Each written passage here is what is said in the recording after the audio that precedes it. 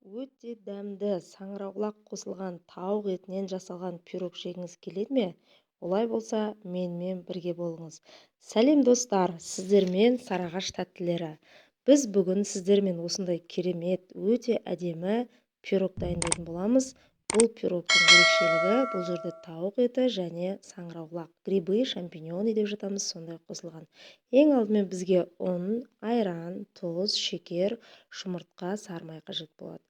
Тұз, шекер, айран, жұмыртқамызды жақсылап араластырып бір шетке алып қоямыз да, ұнымыз бен сары майымызды осылай қолымызбен езіп, крошка жасаймыз. Үстіне айранымызды құйып, жақсылап қамыр илейміз. Қамырымызды илеп болғаннан кейін 30 минутқа холодильникке, пищевой пленкаға орап, салып қоямыз. Ол уақыт аралығында біз начинкасын дайындайтын боламыз. Бізге начинкасына тауық еті, саңырауқұлақ, пияз, қуырғанға май және тұз қажет болады. Достар, мен описание бөліміне төмендегі барлығын жазып қалдыратын боламын, құрамын, мөлшерін. Тауық еті менде алдын ала туралған және саңырауқұлағымызды турап аламыз. Шетінен пиязымызды турап, барлығын осылай дайындап аламыз. Енді қазанымызға отқа қойып, үстіне майын құйып, қыздырып, ең алдымен пиязымызды жақсылап қуырып аламыз. Және де пияз жақсылап кішкене қуырылғаннан кейін үстіне тауық етін салып қуырамыз. Достар, егер де менің видеом ұнап жатқан болса, каналға тіркеліп, лайк басып, подписаться бөлімін басып қойыңыздар. Және де қоңырауша белгісін басып қойыңыздар. Сол кезде ең алғашқы болып келесі видеоларды көріп отырасыздар.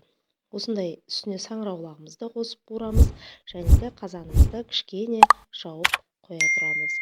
Міне достар, осындай бізде әп-әдемі начинкамыз қуырылып жатыр. Енді дайын болғаннан кейін барлығы бізде дайын. Енді бізге 26 диаметрлік форма қажет болады. Астына мен пергамент төседім осылай. Соған жаңағы қамырымызды орналастыратын боламыз. Қамырды алып, қолымызбен жақсылап осы формаға жайып, шет-шетінен осылай бортиктер шығарамыз, яғни шетінен ағып кетпеу үшін жаңағы салмасы. Начинкамызды саламыз, жаңағы тауық еті, грибы, оның үстіне салмасын құямыз, құймасын құямыз, заливкасын. Сөйтеміз да 170 градусқа алдын ала қыздырылған пешке 30 минутқа қойып пісіріп аламыз. Бұл уақытта біз сырды салмаймыз. Сырды тек қана пісуге 10 минут қалғанда осылай салып, қайтадан пешке салып пісіріп аламыз. Міне достар, жасалу жолы қиын емес, өте керемет, әдемі, осындай өте дәмді тауық еті қосылған, осындай саңырауқұлақ қосылған пирогты жасап көріңіздер. Өте әдемі. Дастархандарыңыз дәмге, өмірлеріңіз мәнге толы болсын.